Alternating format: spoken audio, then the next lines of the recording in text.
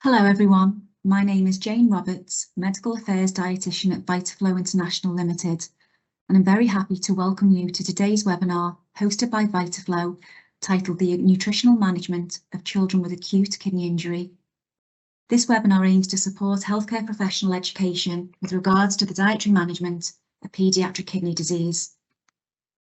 A few housekeeping items before we get started. The webinar is intended for healthcare professionals only. It will last about 90 minutes and will include time for questions at the end. There will be a case study discussed during today's webinar. If you would like to ask a question, please use the question feature on your screen. All questions will be screened and a select number will be answered by the speakers at the end of the presentation. The webinar is being recorded and will be available on VitaFlow's website for healthcare professionals in a few weeks' time. PDFs of the presentation slides, a certificate of attendance and a self-reflection tool will be sent out by email following the webinar. The views herein are of the presenters and do not necessarily represent VitaFlow's views. The material is accurate as of the date presented and is for educational purposes only and not intended as a substitute for medical advice. The learning outcomes for the webinar are documented on this slide. We are fortunate to have a host of experts included in today's webinar. Professor Larry Greenbaum, dietitian Molly Vega, and co-chairs dietitian Vanessa Shaw and Dr. Fabio Paglialonga. Professor Larry Greenbaum is the Division Director of Paediatric Nephrology at the Emory School of Medicine and Children's Healthcare of Atlanta. He conducts clinical research in a variety of areas in paediatric nephrology, including renal osteodystrophy, cystinosis, renal nutrition and chronic kidney disease. Professor Greenbaum has served as President of the American Society of Pediatric Nephrology and as the Chair of the Executive Committee of the American Academy of Pediatrics Section on Nephrology. Molly Vega is a pediatric clinical renal dietitian at Texas Children's Hospital, where she has worked for the past 15 years caring for children with kidney disease. Molly is involved in active research into areas including critical care nephrology and malnutrition, whilst pursuing her doctorate. Our co-chairs Vanessa Shaw and Dr. Fabio Paglialonga. Vanessa Shaw is an honorary senior lecturer at UCL Great Ormond Street Institute of Child Health and was head of dietetics at Great Ormond Street Hospital for Children, London, until 2017. Vanessa is a reviewer for Paediatric Nephrology and Journal of Renal Nutrition and co-chair of the Paediatric Renal Nutrition Task Force. Dr. Fabio Paglialonga is currently a paediatric nephrologist at Acute Children's Hospital in Milan, Italy. His main areas of interest are the assessment of dry weight and cardiovascular status of children on chronic hemodialysis, the nutritional status of children with chronic kidney disease, the management of the vascular access for hemodialysis in paediatrics, and therapeutic apheresis techniques. Dr. Paglialonga has been a member of the ESPEN Council since September 2021 and of the ESPEN Dialysis Working Group Board since 2019. He also participates in the European Paediatric Dialysis Working Group and is the current chair of the Paediatric Renal Nutrition Task Force. Without further delay, I will hand you to our speakers to start the webinar. Hello, everyone, and I'm happy to be here today to discuss the clinical practice recommendations developed from the Pediatric Renal Nutrition Task Force on the nutritional management of AKI. So thank you for joining today's presentation.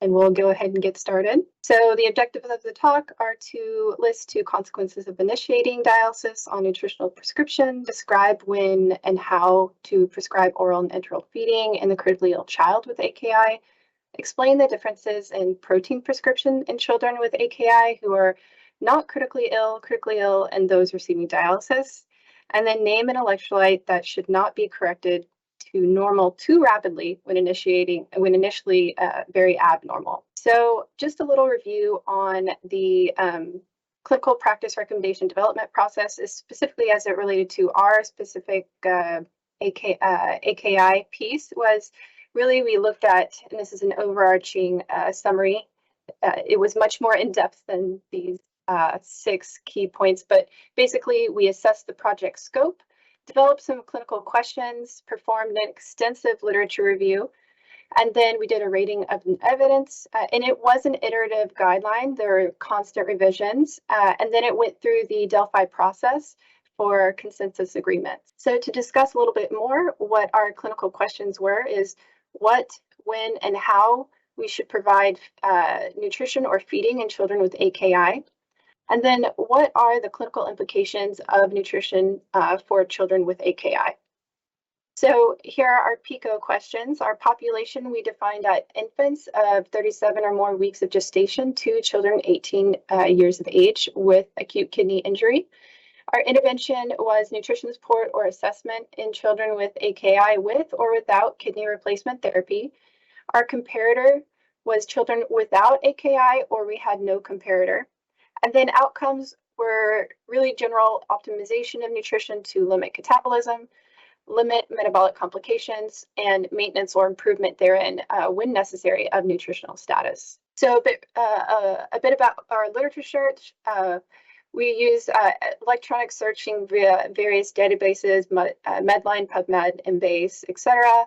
From 1980 till 2022, primarily in the English language. We had a variety of search terms. It was quite large, given the robustness of where we see AKI and really where we were going with our project scope.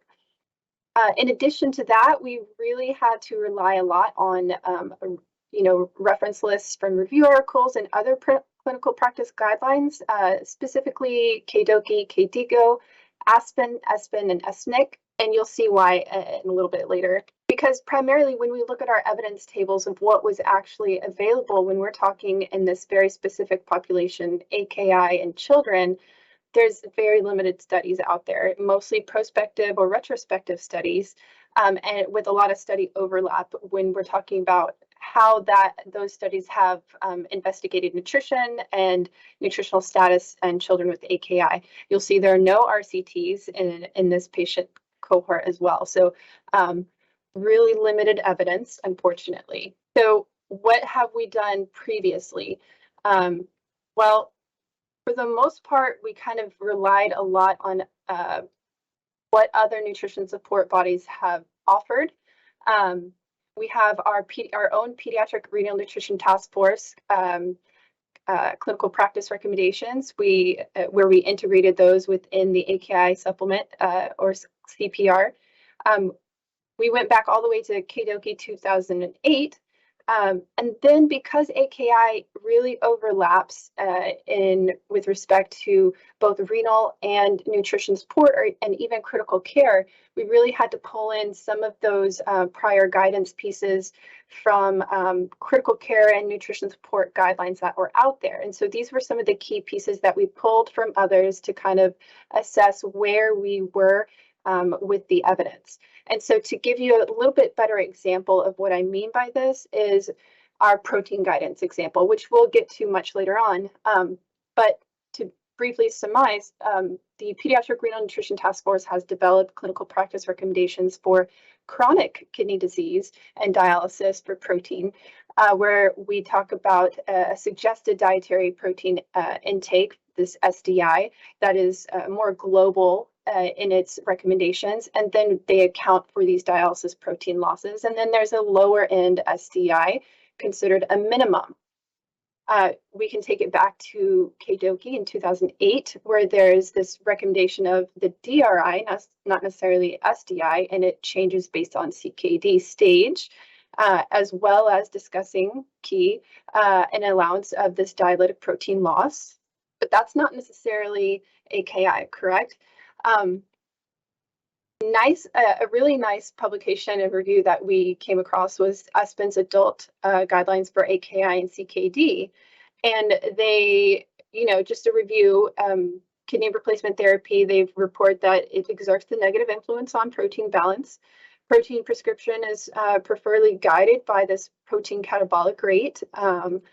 And then they go through and really specifically hone in on example types if your patient is admitted with CKD without critical illness, with CKD and intermittent chronic kidney replacement therapy, if the patient has AKI or AKI on CKD without critical illness, and then if there's critical illness with AKI but not kidney replacement therapy. So there's this variety of situations and scenarios that in the adult guidelines that were recently published in the last year or two that are really specific, and I think these are amazing. But again, these are adults, and unfortunately today, we as a task force, we can't necessarily be so prescriptive in what our protein guidance example is. But and in a maybe in 10 years, I can give you this. However, when we look at the pediatric literature, specifically as it relates to hospitalizations or critical care and nutrition support, they all have very similar themes. SNCC and Aspen will give you, hone in on this protein balance and a minimum of 1.5 grams per kilo per day. And of course, it might be it might be higher in younger children. And then Aspen's pediatric parenteral nutrition and nutrition support, very similar, but they do more of a graded approach by age. So then what do we do when, AKI is kind of like this amalgamation of nutrition support, critical care, and kidney issues? So we kind of take out these themes that we see. Kidney replacement therapy is a catabolic process. This has been proven in chronic dialysis patients. We also know that critical illness, which is where a lot of times we see AKI, is also a catabolic process. So we still have this idea of negating these negative protein balances. Kidney replacement therapy can increase these protein losses. So then we really needed to take these guidelines and address AKI specifically, and especially for patients and children receiving continuous kidney replacement therapy. But what's not addressed in all the other guidelines is, what about acute dialytic modalities? What if your patient is not a chronic dialytic patient and they just need it for a little bit? They just need a dialysis for a short time, temporary period. What do we do for that? And then really, when we talk about the dialytic modalities, we have to talk about not providing dialysis. What about conservative management?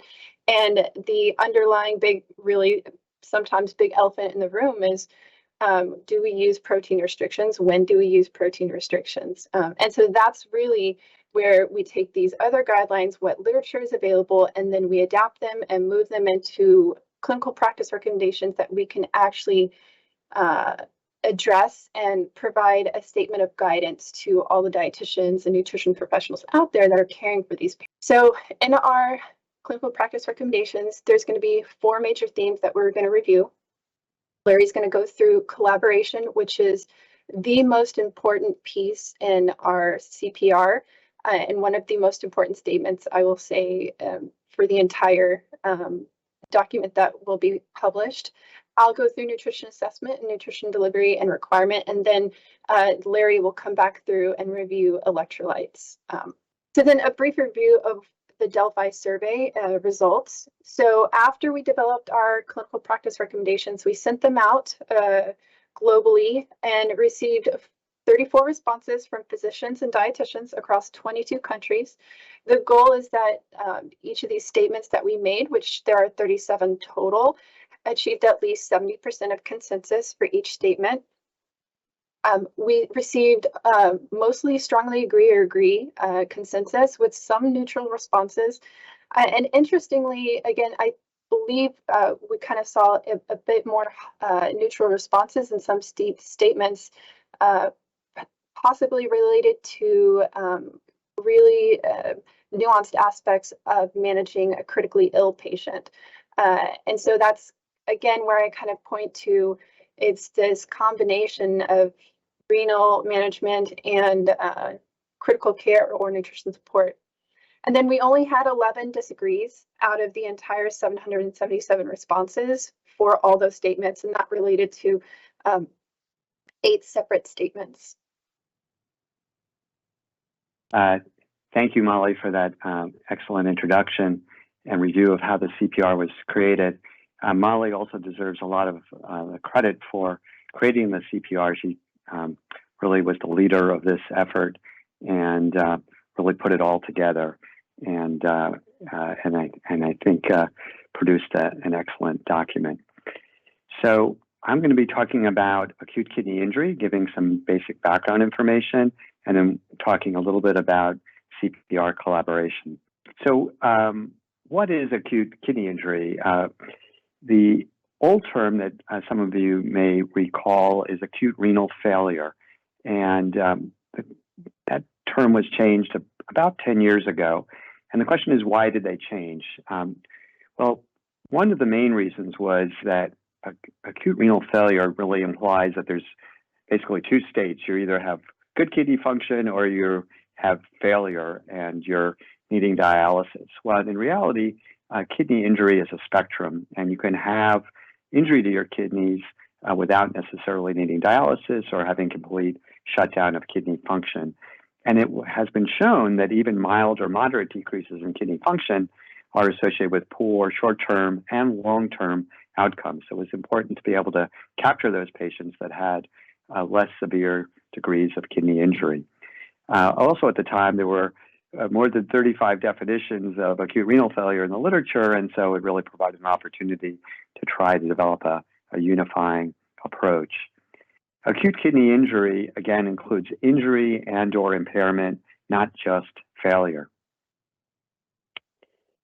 These are the current KDIGO definitions, and they divide acute kidney injury into three stages, with one being mild, two being moderate, and three being severe, if you want to use qualifying terms.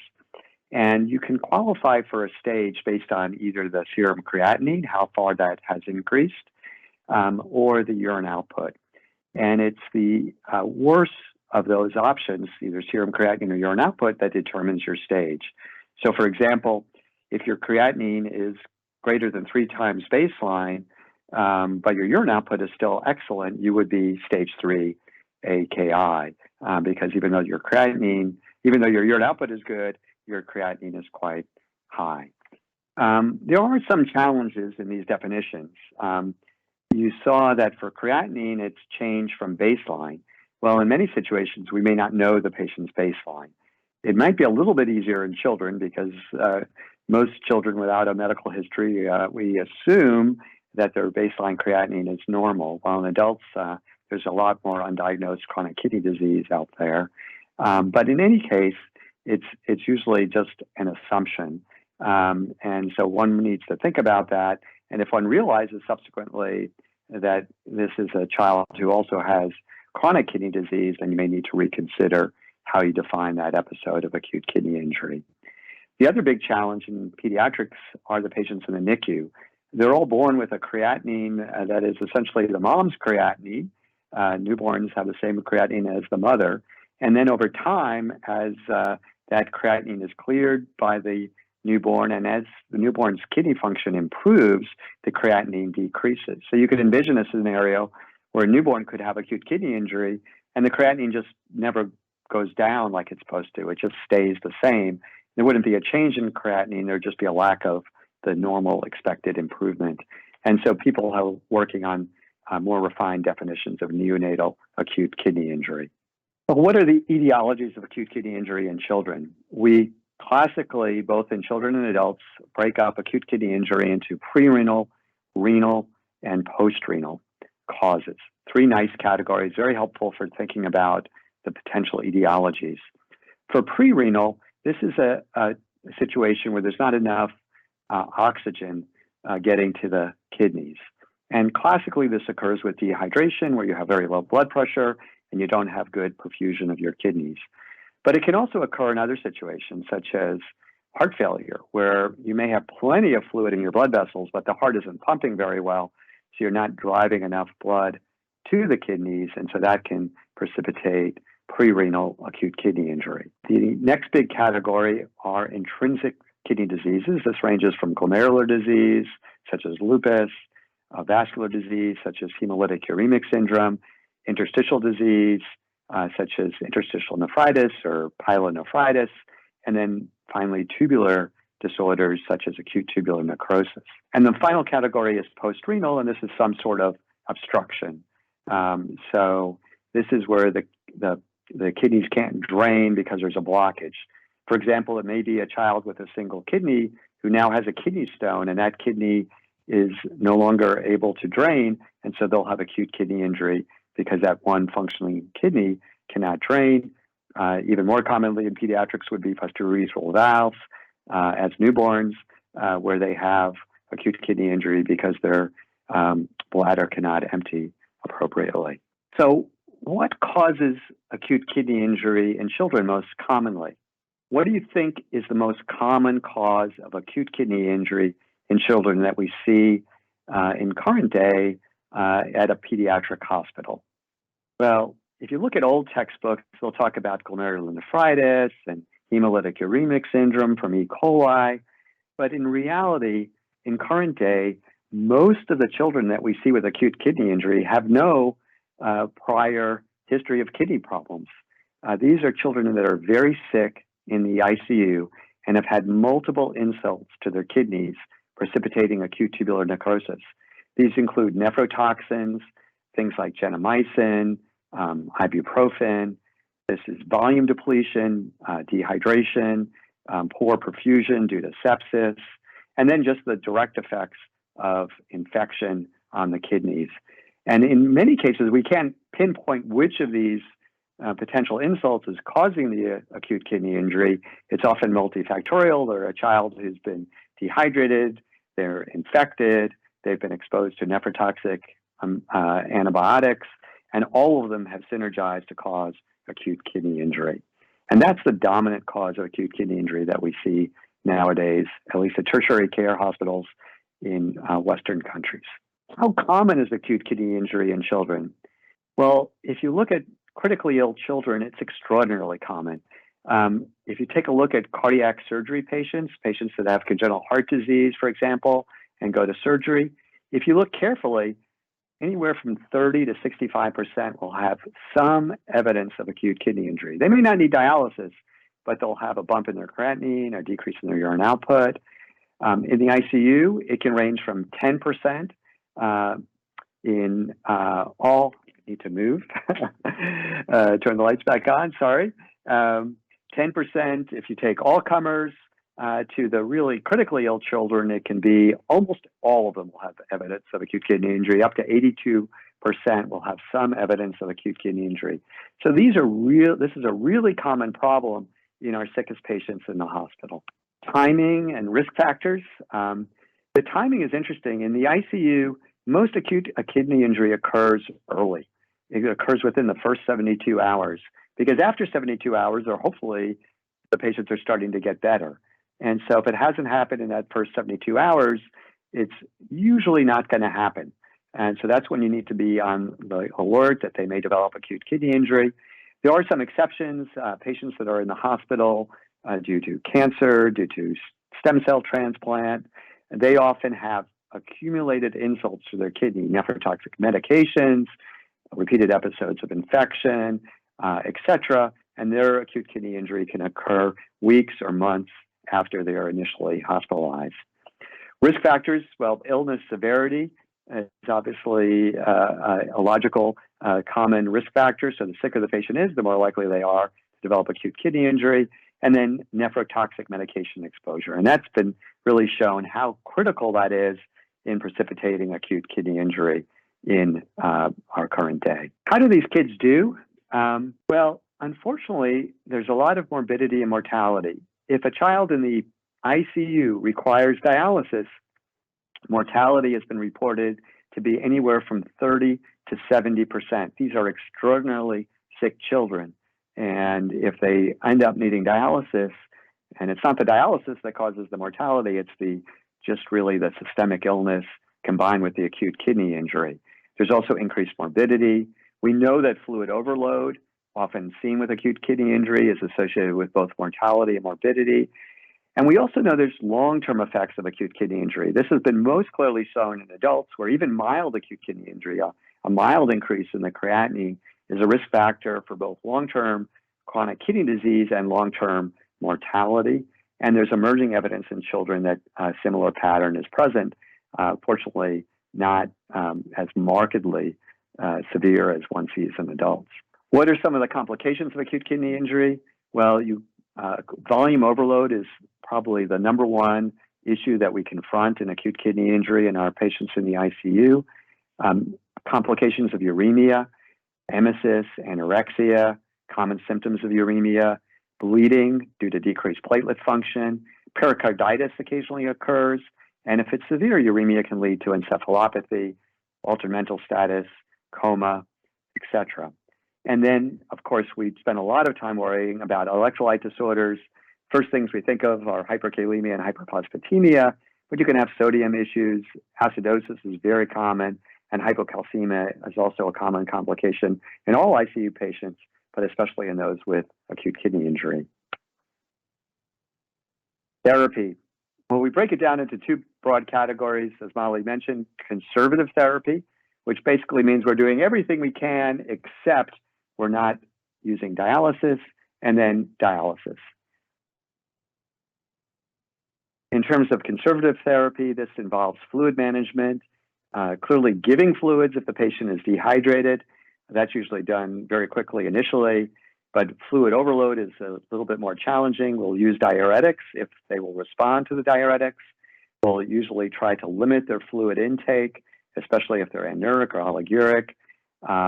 Unfortunately, ICU patients often receive tons of fluids to give medicines, various drips, to keep lines open, and so they can get fluid overloaded very quickly. Even if they have, quote, normal urine output, it may not be enough to keep up with the tremendous fluid that they're receiving.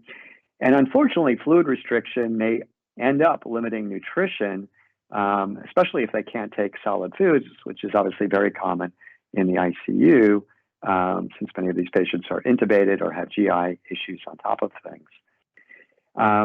It's very important to minimize salt intake to help with that volume overload. There's also the need for electrolyte management, addressing hyperkalemia through medical means, through nutritional interventions, adjusting protein intake to minimize uremia, lots of things that we can do conservatively. When do we move on to dialysis? It's often due to fluid management. These are patients that are not responding enough to diuretics. They may have some response, but it is not getting rid of fluid quick enough to keep up with the fluid intake. If they have volume overload, that especially if it's compromising respiratory function or causing other complications, and if the fluid restriction is compromising nutrition, that would be another important reason to initiate dialysis.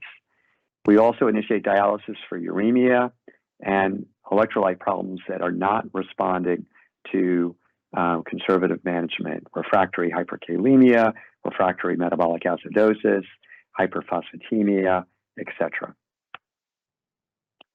What are our dialysis options?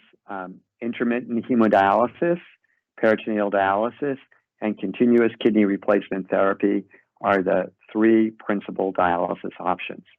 Nowadays, of course, continuous kidney replacement therapy is what we tend to go to first in our ICU patients. But some patients do very well with either intermittent hemodialysis or peritoneal dialysis, especially those patients that are not extremely sick and in the ICU. Each of these modalities has their pros and cons. Hemodialysis is really very limited for fluid removal because you're doing dialysis for 3 or 4 hours, and to remove a lot of fluid without causing hemodynamic compromise in 3 to 4 hours can be extraordinarily difficult. Peritoneal dialysis has the both advantage and disadvantage of delivering some glucose that can help with nutrition, but could give the patient a little bit too much dextrose. It is a continuous treatment, so you can remove fluid gradually, but you can't dial in how much fluid you can remove each hour, and you may not remove as much as you want. You may end up removing too much, so it's not as precise as continuous kidney replacement therapy. With continuous kidney replacement therapy, it's occurring 24/7, and so you can remove fluid very gently and gradually, and you can specify exactly how much you're going to remove. So, for example, if a patient receives 300 cc's of a blood transfusion, you could remove it in real time right then and avoid causing volume overload from that blood transfusion and taking advantage of the increased blood pressure with that fluid going in. I'd like to now move on to one of our recommendations, which is the importance of collaboration. I can think of no area in nephrology where a strong collaboration between the medical management team and the nutrition prescription team is more important. It's obviously important in chronic kidney disease as well, but in the ICU, it's often happening it's almost always happening on a daily basis, sometimes happening a number of times a day because of changing status. And the consequences of not collaborating can really be life-threatening for the patient.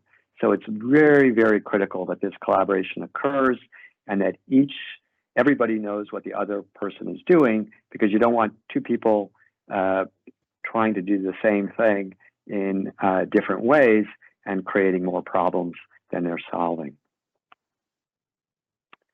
Where does this collaboration occur? It really occurs with all aspects of the nutritional prescription. Fluid management, how much fluid is the patient receiving? Can the patient receive enteral nutrition, which we know is ideal? Is there a medical contraindication to drip feeds or to full feeds or somewhere in between? It's critical that this be communicated between the medical team and the nutrition team. Inadequate nutrition. It's very important that the medical team knows that a patient is not getting adequate nutrition and that they came in malnourished, and therefore we need to do something about this before we get into more problems. Electrolyte issues also need to be addressed on a ongoing basis. So if there's hyperkalemia, that there's collaboration on what to do to address it, and that separate things aren't being done that may cause hypokalemia, for example. And then communicating dialysis initiation or dialysis discontinuation, because that's going to have a dramatic effect on the nutritional prescription. And now I'll turn it over to Molly. All right, thank you, Larry. I'm going to go ahead and start into the remaining clinical practice recommendations. So our first grouping is going to be nutrition assessment. The first four really focus on how the dietitian becomes involved in hospitalized patients in the setting where AKI is present and where our recommendations really focus on. That's our patient population, is our hospitalized patients, but not every dietitian sees every patient admitted. So you really need to start from the beginning and talk about how patients are screened, and then when they should be referred to a dietitian. And then how frequently should these nutrition assessments, how frequently should they occur? And then really talking about anthropometrics. So we'll go into these key points that we discuss in this nutrition assessment piece of our clinical practice recommendations. So nutrition assessment, this part one, key points. We really want to talk about how AKI plays a role in hospitalization and nutrition screening, where you could then be referred to a dietitian. So there's some adult data that kind of shows that adults who are at high risk and screen out in those parameters in adult hospitals for high risk nutrition also have a high rates of AKI. So we can assume that this may be also occurring in pediatrics, although there's not necessarily really specific guidance and recommendation research on that. But what we do know about patients with AKI is that in addition to any pediatric patient hospitalized, they are at high risk for malnutrition or they are already malnourished. And then those patients who have or develop AKI within the hospitalization, especially those with your most severe stage of AKI and those requiring continuous renal replacement therapy, up to 50% are malnourished. So there's an overlap there. But then we also know that those patients in that setting are also the most underfed patients in the hospital. That's been pretty clearly defined in the literature that is available in pediatrics. So we really need to focus on how does the dietitian become involved in that patient. And so then when we kind of think about how do AKI and nutrition screening elements overlap, there's usually 4 primary themes within most of your nutrition screening tools that are utilized throughout hospitals. They'll talk about high-risk medical diagnosis on nutritional status, intake and appetite, and then you have this heavy reliance on anthropometrics and weight change. And so really it's and also kind of a key to most of the dietitians out there that nutrition screening continues to be required, but also know in the background that there may be some potential inaccuracies when your screening elements focus primarily on anthropometrics and weight change, because when we're taking weights on those hospitalized patients, fluid status plays a big role into identifying whether or not you have a false positive or a false negative.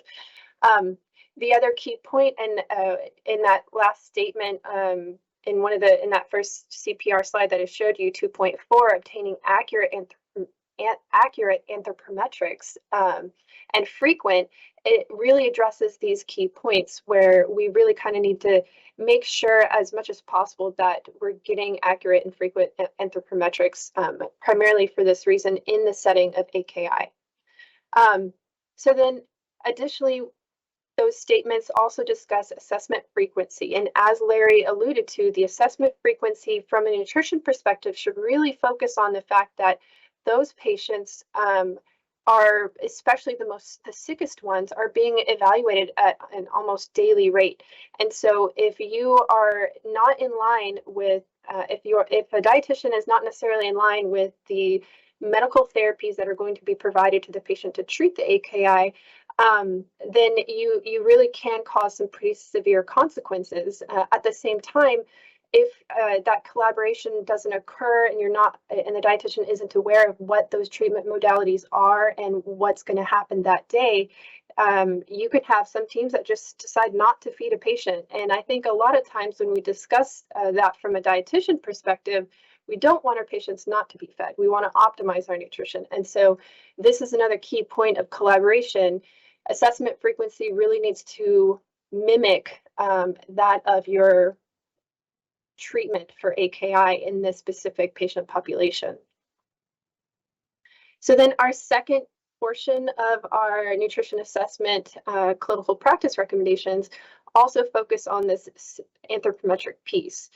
We focus on euvolemic weights and using that trended over time.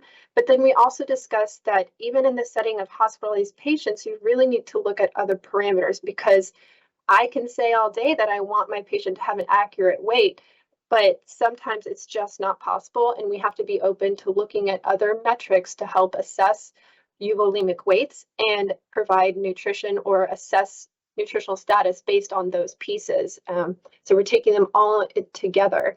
And then our standard recommendations for measurement of height or length. And then in those settings, especially for your severely hemodynamically unstable patients who come in and immediately require intubation, it's really difficult to get a height on those patients. And so what do we talk about for estimating height in the meantime? In addition, we talk about obtaining head circumference when appropriate. And then a really key important point is the assessment of muscle wasting via physical assessment or other biometric tools when available. So we know this is very challenging in our patient population, specifically as it relates to AKI. But we also know that fluid status can mask true weight or euvolemic weight. And then it can also, in the setting of a critically ill patient, these patients can lose muscle, but not necessarily lose weight. And without doing some sort of physical assessment or biometric assessment, it's going to be very difficult to ascertain if the patient has experienced muscle wasting. And ultimately, that's kind of what we're aiming to prevent or limit in any of our patients. Really, it's not necessarily weight itself, it's really that muscle wasting component. And then we also really discuss the use of these other biometric tools, but also the use of something as simple as meta-arm circumference, which it has been used increasingly and researched increasingly in the literature and as it specifically relates to AKI in patients who are hypovolemic, you actually don't see much much change in mid-arm circumference as it relates to weight fluctuations. So if you have your hypovolemic or dehydrated patient come in, you can assume when you're taking some of those measurements, they're not going to vary too much once the patient is rehydrated.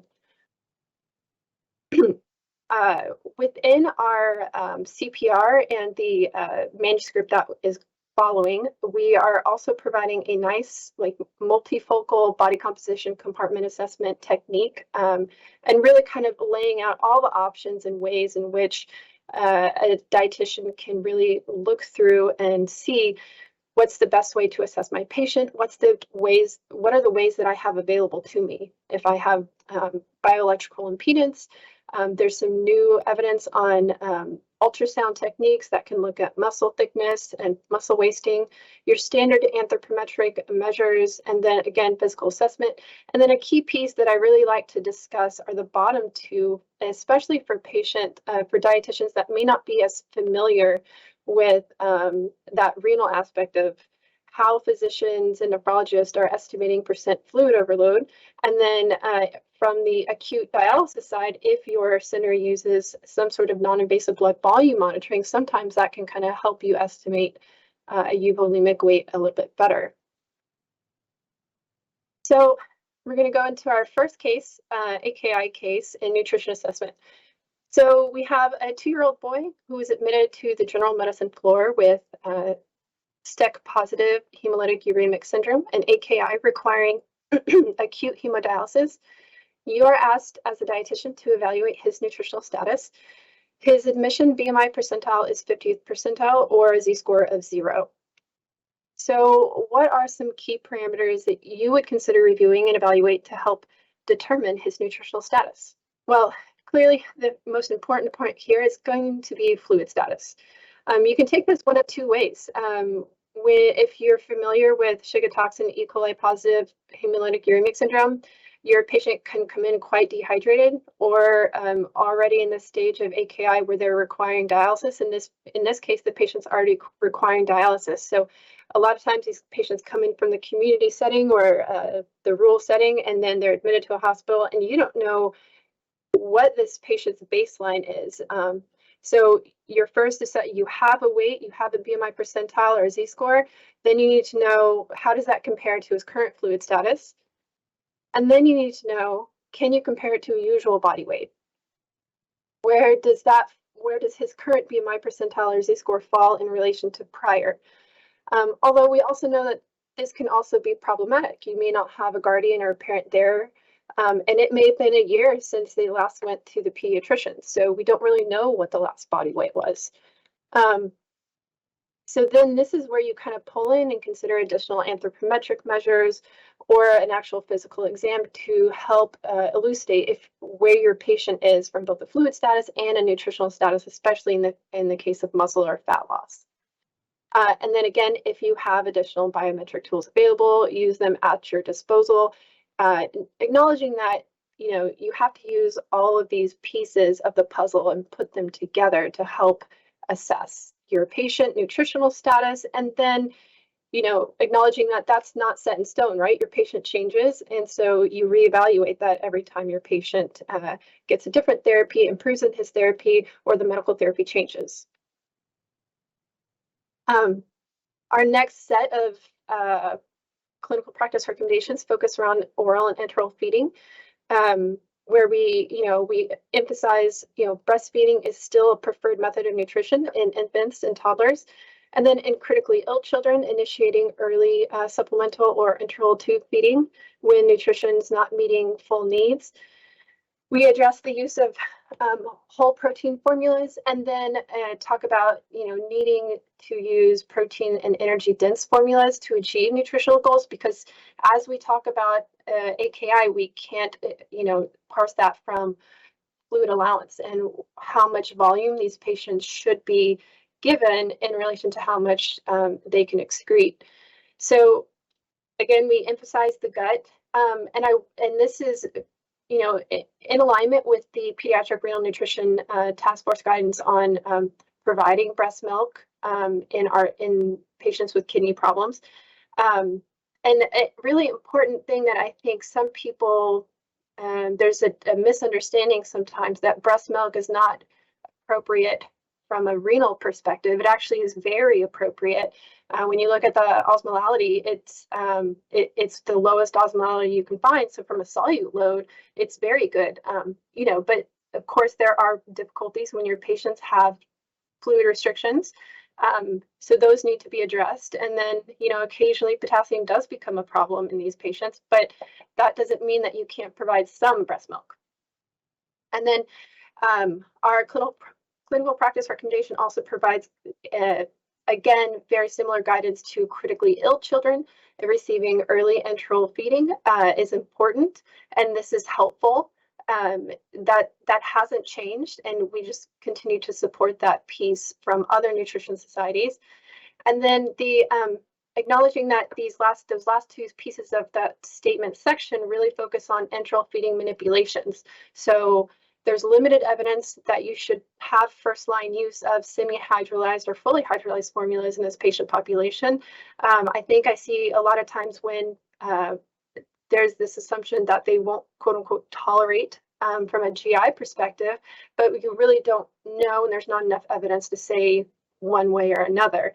We do know that those patients can experience higher rates of gastrointestinal dysfunction. And when I mean those patients, I mean both critically ill patients and as well as patients with AKI. So, but that doesn't necessarily mean that protein is the reason that caused those differences. There's clear evidence in chronic kidney dysfunction that uremia itself causes dysmotility, but you can have dysmotility in critically ill patients. So that doesn't necessarily mean that you've addressed any difficulty in gastrointestinal intolerance. Additionally, there's good evidence in both children and adults that providing energy-dense formula actually has a higher likelihood of achieving nutritional needs earlier in some situations. And from our perspective, when I say our perspective, I mean the pediatric renal dietitian perspective, fluid restrictions are pretty common in our chronic patient population. So we're very careful and cognizant that we need to have a higher density energy and protein provisions in our patients with fluid restrictions. But at the same time, when you talk about the critical care setting, sometimes you can get quite high in those energy densities, and we just acknowledge that you have to slowly titrate those concentrations up to help achieve some of those goals. Then the next section, our statements provide a discussion on parenteral feeding, and really they mimic a lot of your nutrition support guidance where when an oral or enteral is not possible, we recommend initiating supplemental parenteral nutrition. And then those who do not have malnutrition or at risk for nutrition deterioration, you can withhold parenteral nutrition up to a week, provided your micronutrients are given. However, the key points that we kind of really add on to with our AKI statements are the fact that the mere fact of receiving kidney replacement therapy causes significant nutritional loss. So in that aspect, we might have a lower, those patients with AKI might have a lower threshold for beginning supplemental parenteral nutrition, and that should always be considered as well. And then lastly, we provide some discussion and clarification on the fact that, we should really consider this transition from parenteral to enteral feeds, especially when receiving continuous kidney replacement therapy on the optimal provision of nutrition. And from that respect, that parenteral to enteral transition, we really talk about the fact that parenteral nutrition, you can pretty much manipulate much easier than enteral. And the dietitian kind of has to have in the back of their mind that if your patient is on continuous kidney replacement therapy, oftentimes the amount of protein you need to get that patient to enterally is at a higher concentration than standard enteral products would allow based on their energy needs. And so there needs to be a really clear understanding that can be a point where inadequate protein intake occurs. And unfortunately, I don't think a lot of people kind of recognize that transition period. What's interesting, though, you do actually see this in neonatal populations, but that's not necessarily discussed here.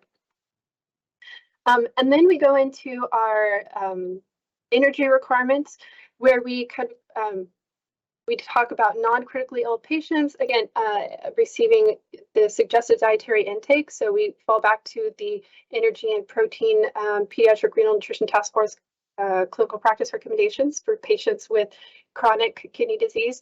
So in this instance, AKI is not necessarily showing that you need a higher amount of energy to treat these patients. The suggested dietary intake should be appropriate. And then we specify in the various stages of critical illness. Again, this is very similar to Nutrition Support Society recommendations for pediatrics with critical illness. AKI doesn't necessarily mean that these patients have higher energy needs. And then the last two statements are really AKI specific and dialysis specific, specifically on modifying the energy prescription to account for dialytic loss, net gain or loss, and then in critically ill patients, potentially just considering an increased percentage of energy intake of fat versus carbohydrate. So again, energy needs aren't changing really based on AKI. They change based on age, critical illness, nutritional status, anything else going on with the patient. And then if in the expectation where you have these different phases of critical illness, what has been shown in children or adults with AKI is that these individuals will preferentially break down lipids versus carbohydrate. And when it's been assessed on how much of each those patients get in respect to their actual energy usage and oxidation, they inevitably get more carbohydrate than they can break down and less lipid than they tend to want to break down. We also see those changes in critically ill children, regardless of AKI, that they tend to prefer lipid breakdown versus carbohydrate. And so there's this, idea that you could potentially manipulate that percentage of macronutrient provision to address that.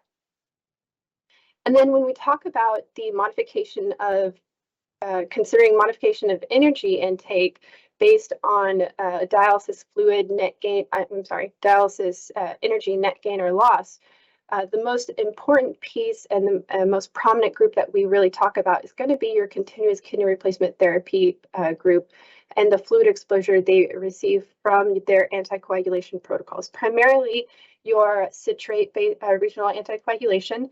And it can either be really citrate-driven, but in some instances, that citrate is mixed with a relatively high concentration of dextrose when you compare to the volume of the anticoagulation that the patient is exposed to. And in some cases, that exposure just from the anticoagulation alone can provide a substantial amount of calories. In that respect, too, what has been shown mainly in adults is, the higher exposure is usually likely with the larger flow rates, and so you can use larger patient, larger fluid exposure. It may not be as important for smaller patients. So that's just something to keep in mind. And then as I kind of alluded to in the beginning of our talk, our protein requirements. So for non-critically ill patients, we're talking about the suggested dietary intake based on euvolemic weight, and that's in alignment with the prior pediatric renal nutrition task force recommendations for protein and chronic therapy. However, once we get into the critically ill children, we're discussing the potential need for increased protein above the SDI because of that point to limit that negative protein balance. And then we get even more specific from the AKI standpoint in talking about, in children with very elevated blood urea nitrogen levels, especially if it's progressively worsening, we want to first assess is energy intake adequate, and then we consider temporary lowering of protein intake. And then we make key points to discuss we shouldn't persistently compromise protein intake just to lower urea nitrogen levels or postpone kidney replacement therapy. And then for all children receiving dialysis, and most especially continuous kidney replacement therapy, we need to consider a potential increase even further in protein prescription needs to account for those higher dialysis losses. So you have your regular ward patient, your regular unit patient on like a tier, then you have your critically ill patient, their needs, and then you have dialysis, and then you have CKRT. So that's like the protein spectrum, and just kind of keeping those in mind. And then again, that we really discussed that you can have a protein restriction, but from a practical standpoint, the best idea to take back is really show what the patient is receiving and then how long they've been restricted. And we, as a dietitian, you kind of have to keep that in mind to put everybody on the level playing field and really assess that daily or even weekly, because your physicians don't necessarily keep track of how much nutrition they're receiving. And so, the fact that a patient is even on a protein restriction may have been lost somewhere because we've manipulated the TPN, we've manipulated the enteral feedings, and we just know they're getting, and some may just know they're getting fed, but not necessarily how much they've gotten fed for how long. So we emphasize that this is temporary if a protein restriction is necessary. But as a dietitian, you should always keep in the back of your mind, how long is that going on? And when do you need to reevaluate that with respect to what medical therapies are being provided and the patient's risk for malnutrition? Okay, so then my last piece, I believe, is the micronutrient needs. And so in children who are conservatively managed, there's no special recommendation for adjustments. When we talk about, historically, there have been intermittent reports that we should have trace elements. But that's primarily gone through the wayside. There's no special adjustments necessary. In continuous renal replacement therapy, though, we make special statements to discuss any patient receiving dialysis may require some sort of additional supplementation. Patients receiving dialysis and continuous kidney replacement therapy can have water-soluble vitamin losses. In the chronic in the CKD dialysis world, our patients starting dialysis, they start on water-soluble vitamins. There's also some trace elements that have been shown to be lost, so copper, zinc, and selenium, and as well as carnitine. There's been some good evidence recently on carnitine and kidney replacement therapy, where these patients end up being quite deficient within a matter of 3 weeks, depending on the length of dialytic therapy that they're on, the frequency. And then we make a special statement to avoid supplemental vitamin A. Now, vitamin A can be accumulated in chronic kidney disease. And so in a patient with acute kidney injury and decreased clearance of vitamin A, we would expect them to begin accumulating vitamin A and develop vitamin A toxicity. Now, I make a special note here about parenteral nutrition. So there are some places where you can manipulate the multivitamin preparation to limit the amount of vitamin A. But even in my center, I do not have that capability to just limit vitamin A, and I get the standard. Similarly, we don't necessarily recommend changing enteral feeds simply and solely based on the fact on the vitamin A content. We kind of achieve the other macronutrients and micronutrients, and then we just kind of monitor as needed. There are other signs and symptoms in which those statements, that the further micronutrient statements that we make, where we really just evaluate clinical signs and symptoms. And then the only time we really monitor is for if we're treating for those or we have documented deficiencies. And so then what we also provide in our and what we'll also be providing in the published manuscript is a general overview of your vitamin and minerals that are that these patients are at risk for deficiency or excess, and really talk about what those symptoms and clinical symptoms and clinical deficiency and excess look like, and then potential diagnostic tests that you could run if you so required. Additionally, we also provide the supplementary tables within the manuscript are going to be very helpful too. So this supplementary table we have on repletion dosing for vitamin and trace minerals for deficiencies. And this is actually also still adapted from pediatric CKD and ESKD, where we'll have, we may have these patients with decreased clearance as well.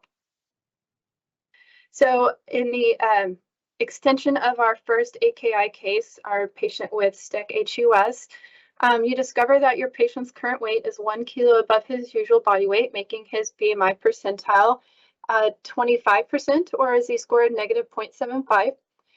He's still requiring acute intermittent hemodialysis. The patient's mother has reported that her son's oral food intake has been decreased for the last 1 to 2 weeks. And your review of the patient's intake, and you find that he's consuming less than 25% of his energy and protein needs. Further, mom reports that his diarrhea has improved. So if you've never dealt with a patient like this, they generally present with pretty significant diarrhea, and it continues for a while sometimes. So what are possible nutrition interventions to support his nutritional needs?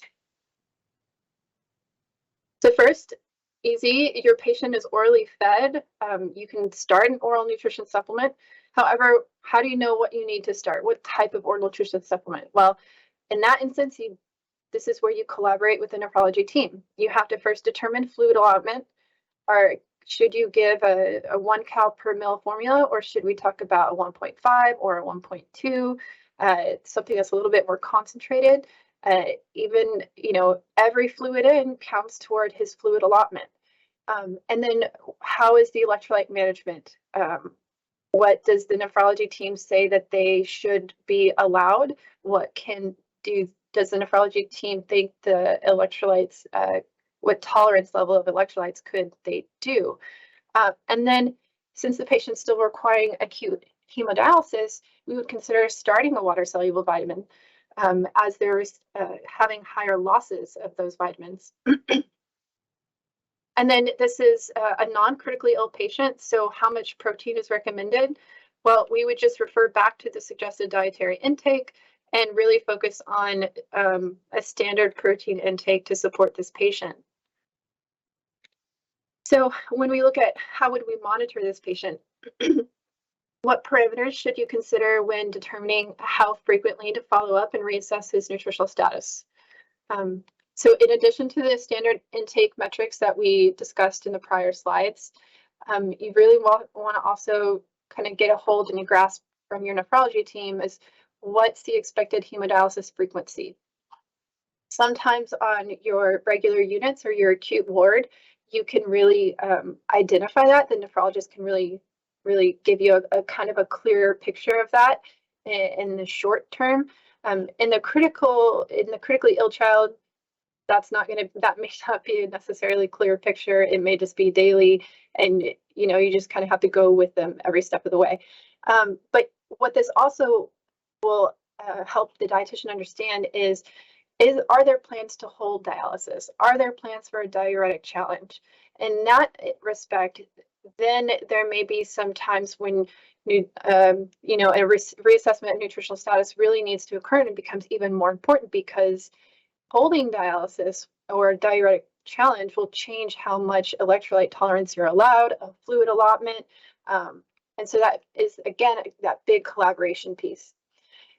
Urine output is a really important metric that I don't think enough dietitians follow, because I'm a kidney dietitian, so I think it's super important, but it can be very helpful in us helping assess where your patient is from a fluid perspective and a fluid balance perspective, and that helps have that easier conversation with the nephrology team so that everybody's on the same page about if your patient needs a fluid restriction or if they don't need a fluid restriction, or where they are in their AKI recovery, and then what their metabolic or electrolyte control is, and then of course your serial anthropometrics and weight trends.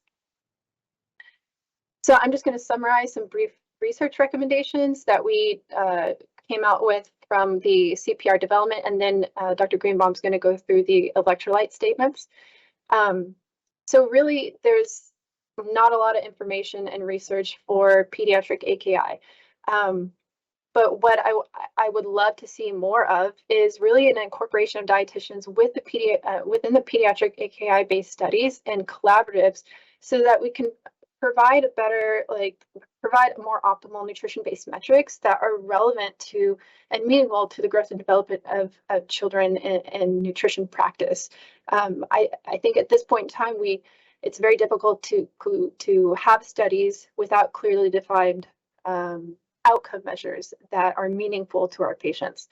Furthermore, we really need more studies evaluating energy expenditure and then the impact of these non-nutritive calorie exposure pieces from a fluid, from a especially CKRT exposure perspective. We definitely need more protein balance studies. Most of your protein balance studies are either done in a chronic setting, or they're done in the most severe stages of AKI with continuous kidney replacement therapy, and no in between. And even with the protein balance studies that are available in continuous kidney replacement therapy, there's only about 4 that summarize all of the evidence. And then additional studies investigating the micronutrient balances. There's a ton of micronutrients, and we really have very limited knowledge on what they do in the acute setting. And so it's another key piece that we would benefit from for our patients.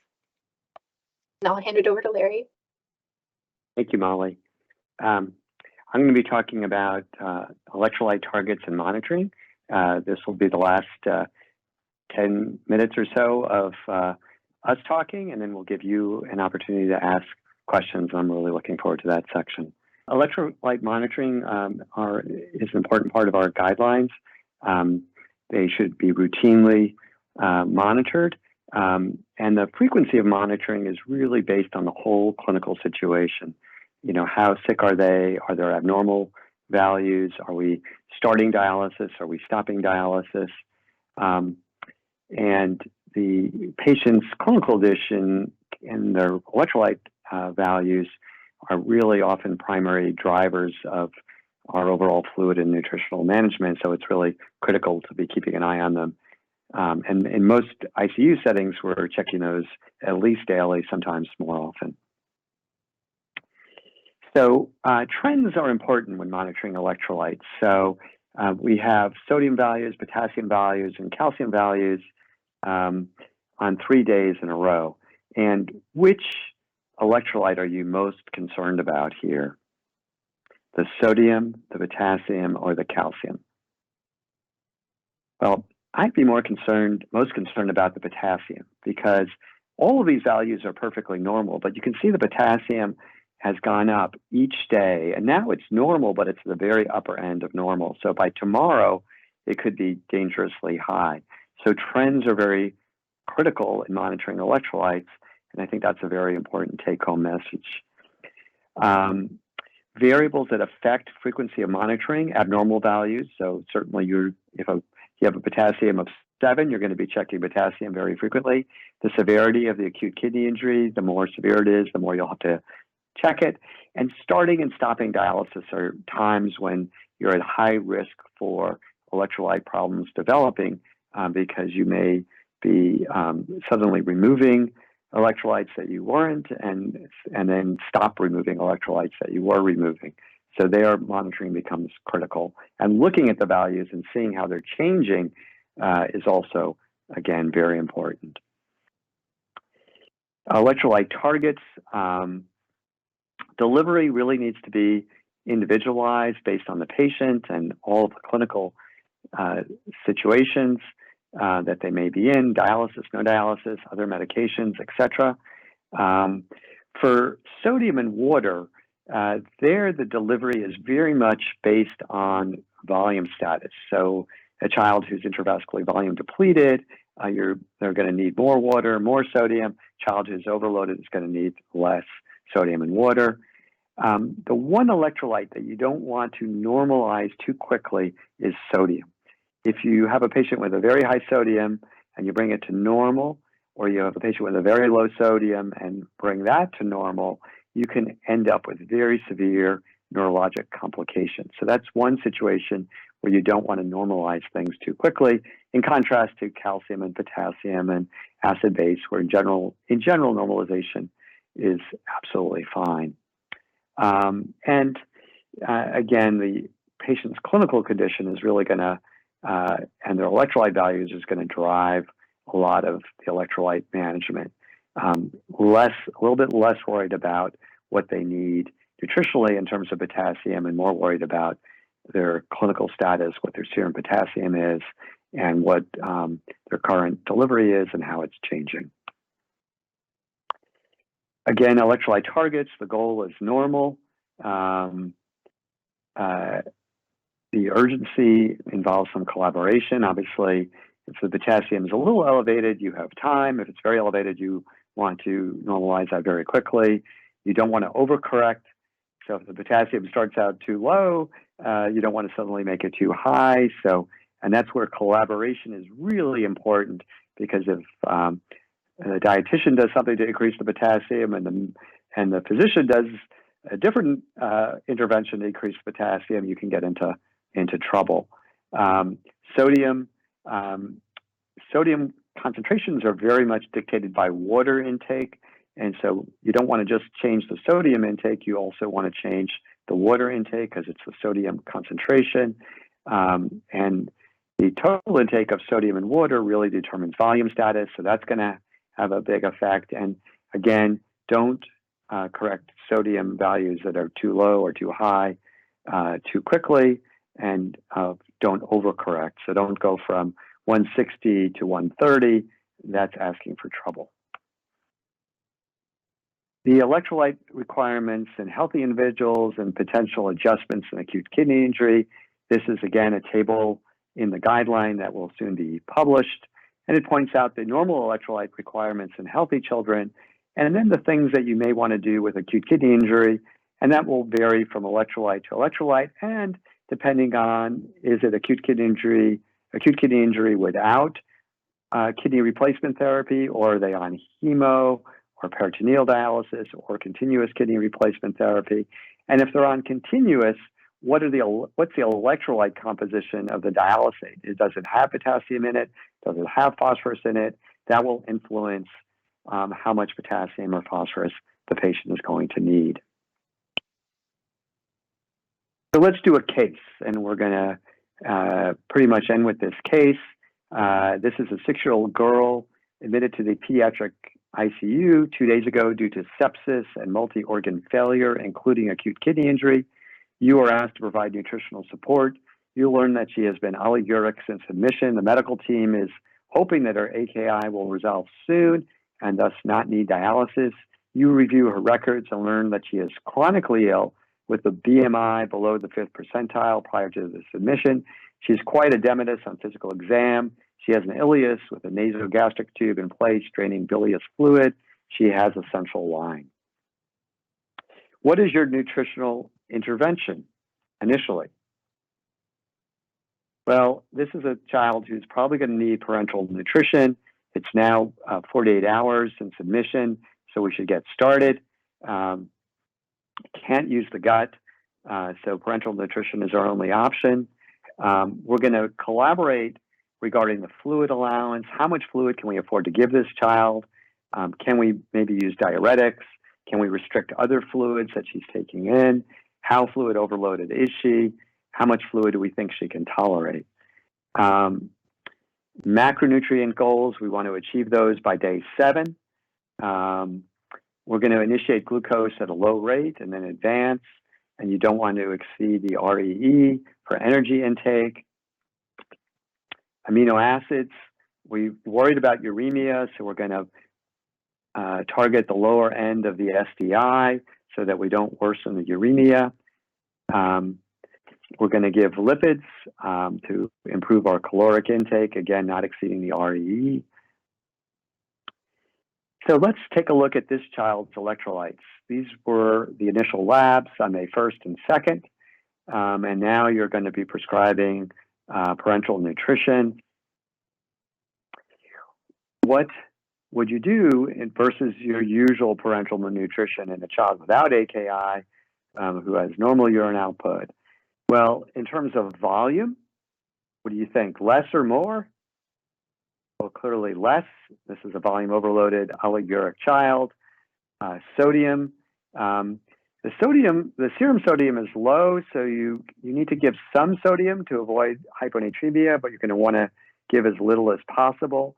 For potassium, the potassium is not dangerously high yet, but it's on the upper end of normal and it's increasing. So you're probably going to want to limit potassium. The acidosis is worsening, so you're going to want to give more base than you might normally give in TPN.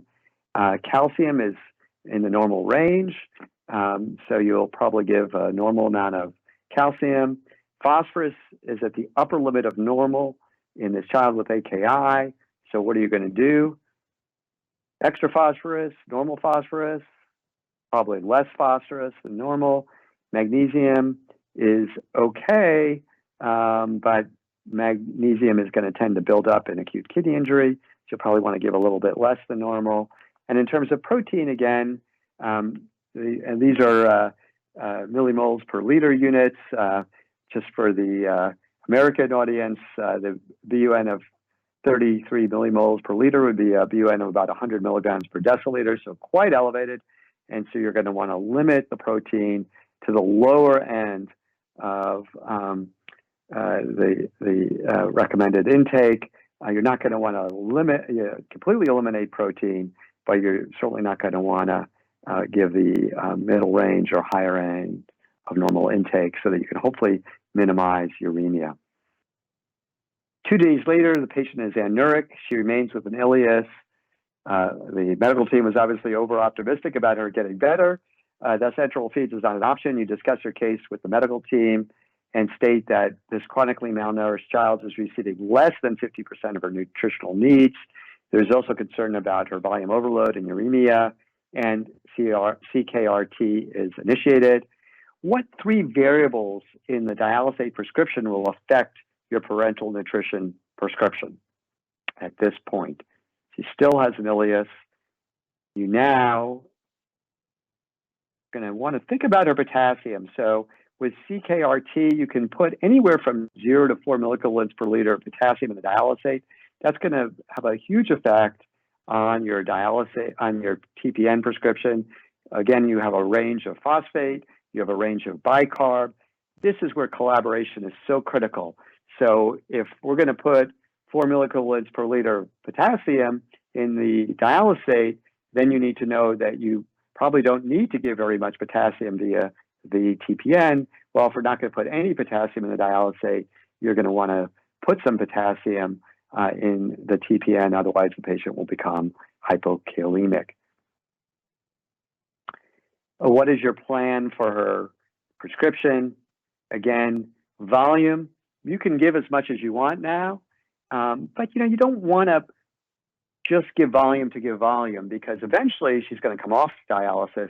And then if you're giving 2 liters of TPN when you could have gotten by with 1 liter, you're going to have to change everything in the TPN, and it'd be much simpler to give less. But on the other hand, you don't want to limit the nutrition based on a volume limit, because the CKRT can remove any volume that you give. Sodium, sort of the same situation. You can give sodium to correct hyponatremia, but you don't want to give too much if you don't need to. Potassium, again, will depend on the dialysis prescription. Same with base. Calcium, many patients are with citrate anticoagulation, they're on a calcium drip. So you can give normal amounts of calcium in the TPN. It'll be, the serum calcium will be adjusted by the drip. Phosphorus, again, it's going to depend on the phosphorus concentration of the dialysate. Magnesium, usually you'll start out with a lower amount, but if the dialysis is very aggressive, you may end up needing to give either a standard amount or maybe even some extra based on the serum magnesium concentration. Protein, you're going to want to go up dramatically. We were limiting protein, but CKRT removes amino acids. So these patients need increased amounts of protein, and so you're going to want to go up quite a bit on that. Dextrose, you'll need to think about the fact, as Molly alluded to, that CKRT can deliver some dextrose. You'll need to think about that as you think about dextrose delivery. And micronutrients, as was pointed out, some micronutrients are probably being removed and probably need to be given certainly at standard values, but other micronutrients like vitamin A, you want to be careful to limit that as much as you can, and certainly not give extra vitamin A. So a week later, she's on full feeds. Her electrolytes and BUN are normal. The decision is made to take her off of continuous dialysis, despite the fact that she still has some acute kidney injury. What are the most common adjustments you may need to make in the electrolyte composition of her enteral formula? Well, you're going to possibly want to decrease her potassium. You could give her, you might have been giving her a good amount of potassium with a standard formula, but now that she's got acute kidney injury and not on dialysis, she may need a formula with less potassium, similarly with phosphate, and you no longer need to give her that extra protein to compensate for being on dialysis. And again, she's at risk for developing uremia off of dialysis with acute kidney injury, so you certainly don't want to give her extra protein, probably bring it down to a standard amount for a child who is critically ill. And that's it for my section, and I think Molly and I would be delighted to answer your questions at this time. Thanks to Larry and Molly for that great presentation. We'll now move on to the question and answer session. Thank you, Molly and Larry, for that excellent background for AKI and giving us some insight into nutritional treatment. We have got a few questions here. Perhaps if I could start with you, Larry. You mentioned in your case study to give the resting energy expenditure to the child during the acute phase of their critical illness. What are the consequences of giving more than the REE? Why are we restricting ourselves to that lower amount of energy? Molly is the expert in that area, so I will defer that question to her. So the consequences of giving higher than the REE would really lead to poor metabolic control or decreased metabolic control in this instance. I don't think there's a lot of evidence to support going above the REE to that would improve the patient's nutritional status more, but really lead to potentially more metabolic control issues from that standpoint. And there is some adult literature that kind of really, from the standpoint of overfeeding, you can have more difficulty weaning from some medical therapies in the ICU in that respect. And how would you step up to the SDI then once this child is stable in the recovery phase? How quickly or slowly do you go?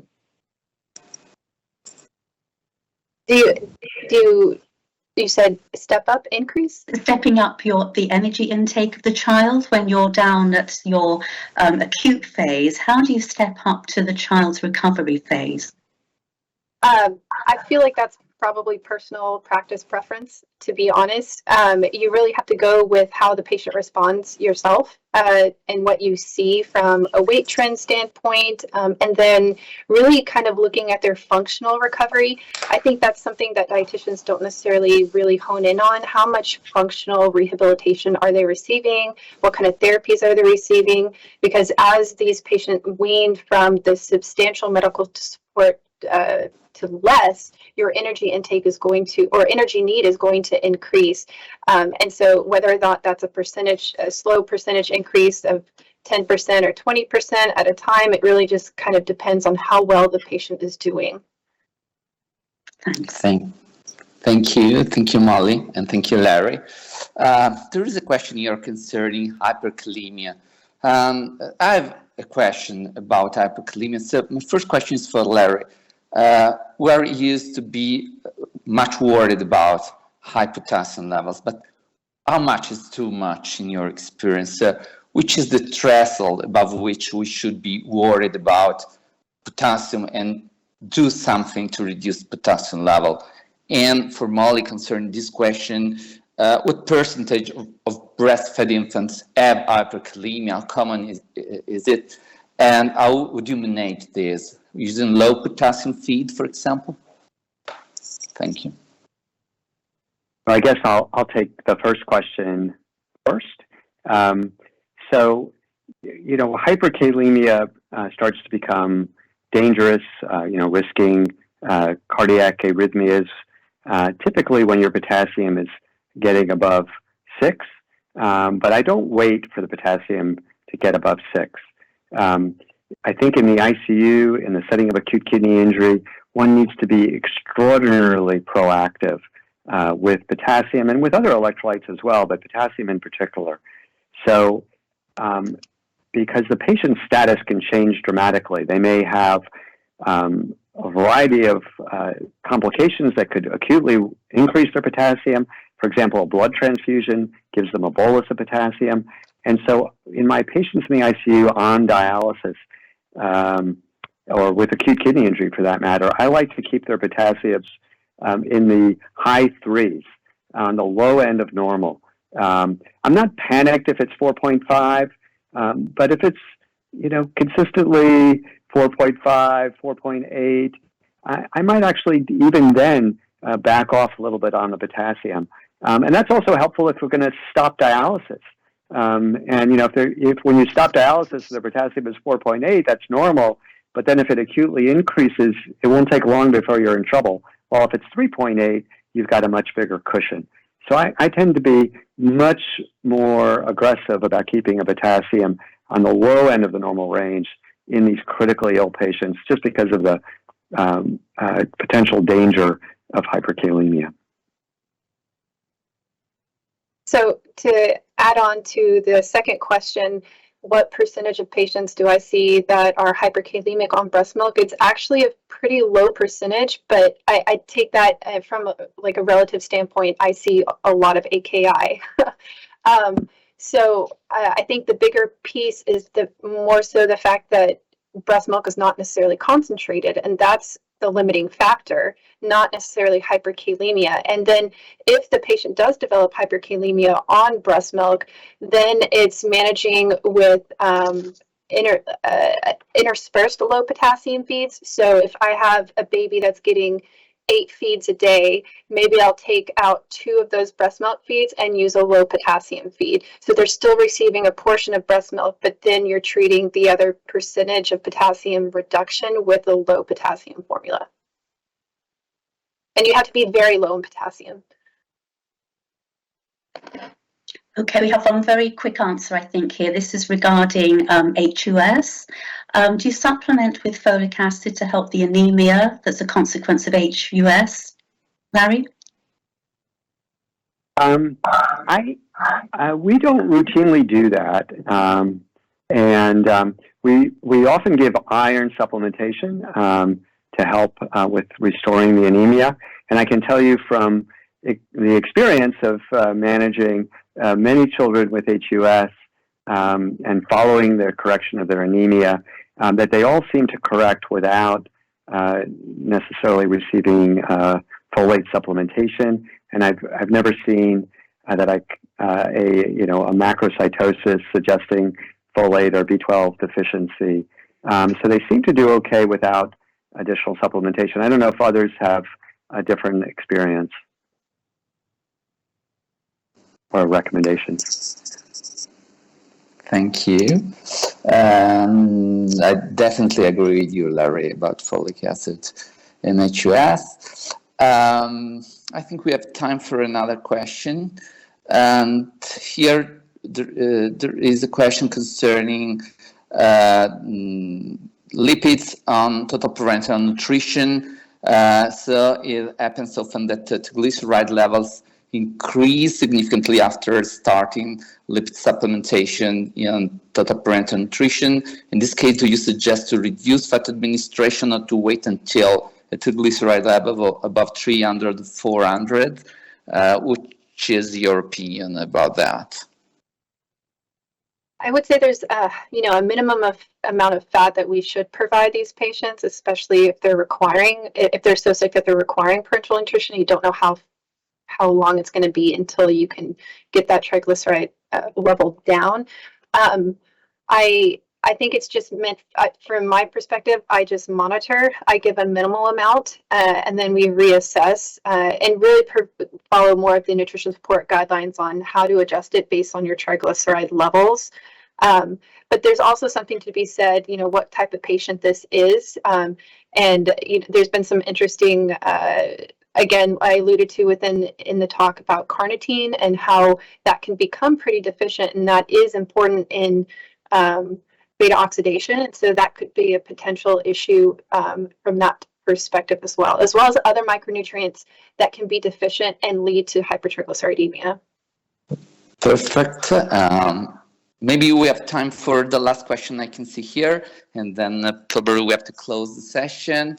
So just, do you have any specific recommendations for AKI patients with nephrotic syndrome? Maybe Larry? Yeah, that's a good question, and I'm thinking about that, and you know, they're a challenging group of patients when they have acute kidney injury because they you know, they tend to come in very edematous, yet their acute kidney injury is usually due to relative intravascular volume depletion. So their volume status is very, very tricky to manipulate. From a nutritional standpoint, they obviously they tend to come in with hyperlipidemia from their nephrotic syndrome, and so that's going to require some, you know, careful consideration as one, you know, intervenes nutritionally if they're so sick that they're needing TPN and you're not using their gut. But otherwise, I can't think of any, you know, anything that would be unique about them from a nutritional standpoint. But I don't know if others can weigh in. I would. The only thing I would add, Larry, is really just the fluid allotment. I would say that's the only thing that potentially changes, but it becomes a temporary change for the most part. And at that point, if your patient is like an FSGS, a chronic type of nephrotic syndrome, you don't want to change too much of their chronic therapy to get them confused. Great point. I think we do need to wrap up now because we've run out of time. So it just leaves us to thank once again Molly and Larry for your very excellent presentation and for your great response to our audience's questions. Thanks very much. Thank you. VitaFlow would like to thank our speakers and chairs for taking part in the webinar today. On this slide, you will see all the publications from the Paediatric Renal Nutrition Task Force to date, which are available as open access in paediatric nephrology, and the associated webinar recordings are available on VitaFlow's bio website for viewing. The next webinar by VitaFlow will be on the 4th of April. This webinar will be presented by Chris Nelms and will focus on nutrition post-kidney transplant. On behalf of VitaFlow, we would like to thank you for tuning in. Please take the time to complete the feedback survey sent to you by email after this webinar. Goodbye and enjoy the rest of your evening.